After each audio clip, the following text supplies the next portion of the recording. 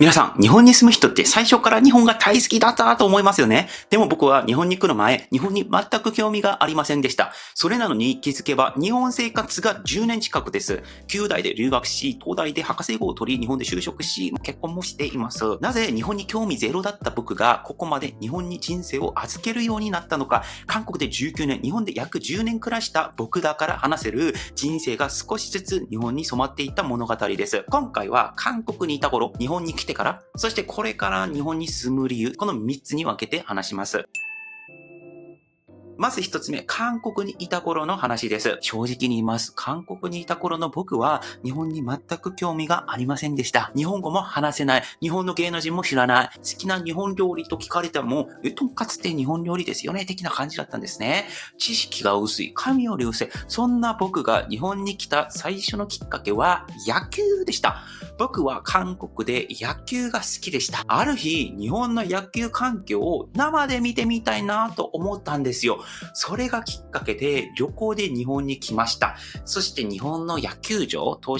子園ですね。甲子園に入った瞬間、空気が違ったんですね。この売り子さんの声だったりとか、応援団の太鼓だったりとか、ビールの匂い、ビール飲めてはなかったんですけれども、ビールの匂い、その感覚の一斉に立ち上がる音、そしてそれだけでなく、日本って住宅街の横とかにも、どこにも野球場があるんじゃないですか。これ珍しいこと、日本でしかないことで、これも面白かったんですよ。だから日本の野球文化は僕の想像を超えていて、その他にもですね、帰宅する時だったりとか、なんか古いものも大切に使う街並みだったりとか、そのインフラだっていうか、そういったことを見れていると、この国面白いじゃんって思って、他にも面白いことあるんじゃないのってことだったんですね。それが僕の心に小さな火がついたきっかけなんですよ。そして、韓国の学校、当時高校2年生だったんですけども、本当にたまたまクラスの中で自分と仲いい人が日本留学準備していたんですよ。あれれ、これやってみたいんですと。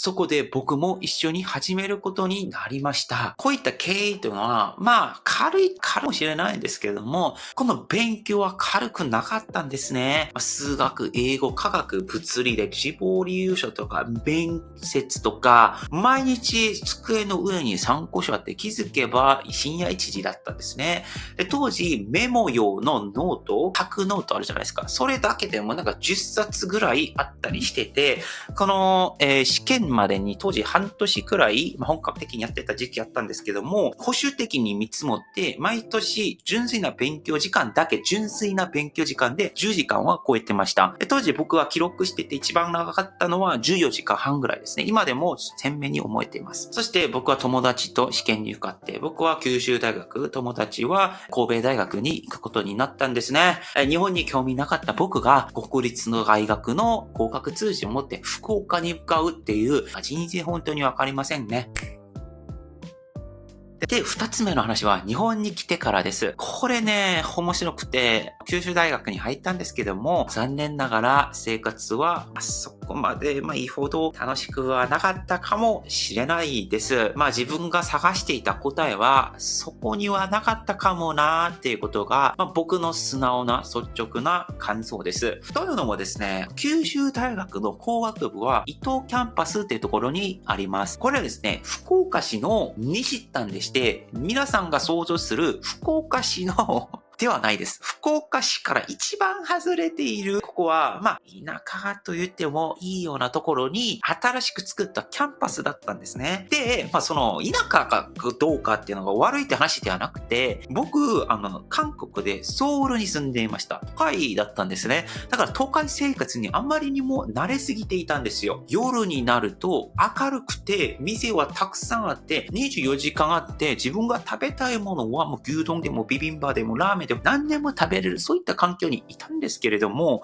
その福岡の伊東キャンパスっていうのはそれができなかったですね。本当に自分が住んでる家の近くの飲食店っていうのが数えるくらいで、4つ、5つしかなかったんですね。で、移動にも時間かかったりして、でさらに授業も簡単ではないですね。皆さん日本語で専門用語で授業を聞くってやっぱり大変じゃないんですよ。先生の説明を必死にノートに書くんですけれども、漢字って難し物ですから、なんかとりあえずひらがなで書いて、携帯で漢字なんだっけみたいな感じで、ノートに書いたりとかするんですね。だって皆さん、日本語でもですよ。日本語で腸内の微生物が代謝活動をして抗菌作用を持つ天然物を生産しているとか言われても意味わかんなくないですか？そんなことですよ。まあ、そんな日もありました。さらにですよ。周りの日本人の同級生たちはですね、友達がいっぱいできて、楽しんでいそうでした。でも僕はですね、残念ながらそこまで、対人関係がうまくなくてですね、何人かを除くと、友達もあまりいませんでした。幸いに、この僕の周りにいてくれた人々が本当にいい人だらけで、それは良かったんですけれども、なんか僕が想像している大学生活って、なんか友達が何十年くらいいて、飲み会でワイワイしてて、なんかもう部活も楽しむような、そういったことを考えてたんですけれども、いわゆる日本語で言う陰キャなんですよ、その大学生活で。クラスで一番後ろに座ってみたいな、そういった人なんですよ。今もそこまで変わってない気がするんですけども、僕そんな人間なんですよ。これもやっぱり僕韓国では周りが僕に来てくれたら、韓国人もとにかくガンガン来てくれるので、それで仲良くなるパターン多かったんですけど、こんなあった中で僕が見つけたのがバイクでしたね。日本に来て僕バイクの免許取って、休日になるとヘルメットかぶって、阿蘇の草原とか、阿蘇山行ったりとか、別府行ったりとか、糸島行ったりとか、長崎とか鹿児島だったりとか、九州ってバイクで走ると景色が全部映画になるんですよ。山道もあるし、そして海もあるし、福岡市みたいな都会もある、温泉もあるっていう、こういった環境、本当に美しいところなんですね。未だに思ってます。九州の美しさ。だからそこで田舎は辛いというふうに思っているところが、いつの間にか最高の遊び場になりました。そのようになんだかんだ、福岡生活、九州生活楽しめるようになったところで、僕は、でも、やっぱり、観光って、1回行けば、2回3回行ける人もいるんですけれども、僕は1回行けばそこでいいんかなっていうところのタイプですね。九州のマップで、本当に九州全部のところに回り切ったら、やはりちょっと、じゃあ九州じゃなくて、次のステージに行きたいなっていう風になりました。で、それが東京で、じゃあ大学院っていうところを、東大の大学院に行けば、東大の院っていうすごい環境でも楽しめるし、東京という環境も楽しめるから、研究と生活で両方捕まえるなと思って、そこで東大院に行きたいってなったんですね。それを目指して、これも簡単ではなかったんですけども、僕が目指しているのは 100% の確率で東大院に受かるってことだったので、これも1年ぐらい本当に本気で勉強しました。もちろん大学院の試験は皆さん想像しているくらいの試験ではないですよ。学部の試験に比べたら、かなり簡単だとは思うんですが、それにしても院の試験ですし、僕 100% でしたから、勉強大変でした。東京に来てみると自分より頭がいい人たくさんいる。海外経験豊富な人もたくさんいる。専門知識深い人もたくさんいる。これが日本の天才なんだなっていうふうに思いながらいました。これは僕とても好きでした。こういった強い人たちと学べる人たちとなんか競争してガツガツいくっていうのが、自分の心のどこかに多分韓国由来のなんかにあると思ったんですね。で、東京でもう一つ、僕野球好きだったって言ったじゃないですか。で野球サークル始めたんですけれども、これが非常に僕と合ってました。週末、平日の夜にもやってるとこあるんですけども、野球サークル行って、練習して、勝って楽しくなる。負けて落ち込んでも、また次の試合、また別のチームと試合して、またその野球チームとみんなとワイワイする。それ楽しかったですね。そして、なんだかんだで運よく、結婚もして、今でになっては、日本には家族もいるってことになったんですね。日本が旅行先から留学先になって、留学先から生活する場所になって、生活する場所から守る人がいる日常になったということですね。で、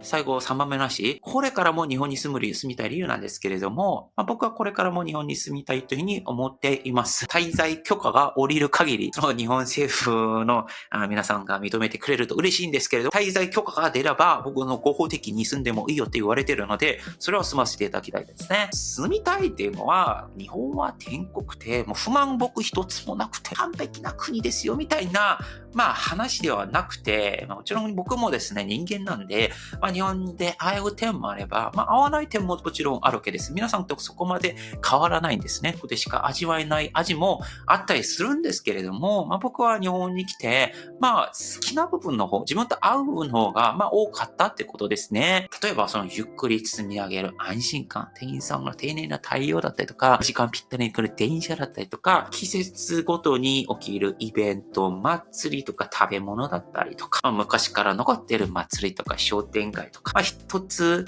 信頼関係を作れば長く付き合う人間関係だったりとか、そういった丁寧さ、着実さっていうのが、僕好きだったんじゃないかなというふうに思うんですね。だから日本に来て研究学んで、地方の楽しみ方を学んで、野球も楽しんで家族もできて、だからいろんな観点から僕は日本に来てたくさん学んだというふうに思うんですね。だから僕日本という国最初、特に興味はなかったんですけれども、どんどん興味ができて、これを計画しないででも興味ができて、日本でいろんな出来事が来て、日本にこれからも住み続けたいっていう風になっているところです。だから僕、留学生として9年ですね、学部修士博士なので9年ぐらいいたんですけれども、日本は留学した国、勉強した国でももちろんありますが、それ以外でも失敗して学んで遊んで悔しかったりとか嬉しかったりとか、家族を作った国でもあるんですね。だから僕にとって日本というのはもう正直に言うと外国な感じもそこまで気にならなくなりました。で、韓国はですね、僕を生まれて高校生卒業してくれるまで育ててくれた、国的な感じがしていて、日本は僕を一般に大人にしてくれた、成長させてくれた父の国なんじゃないかなというふうに思ってるんですね。日本だけでも10年なので、今29歳なので、日本の3分の1近くが詰まっている大切な生活の場所です。だから母が好きで父嫌いとか、母嫌いで父も嫌い、そういった話ではなくて、母も父の好きなだけです。僕はその母と父の子供として元気に生きていながら、両親に一つ二つずつ恩返しできると嬉しいと思っております。はい、以上パクでした。アニョン。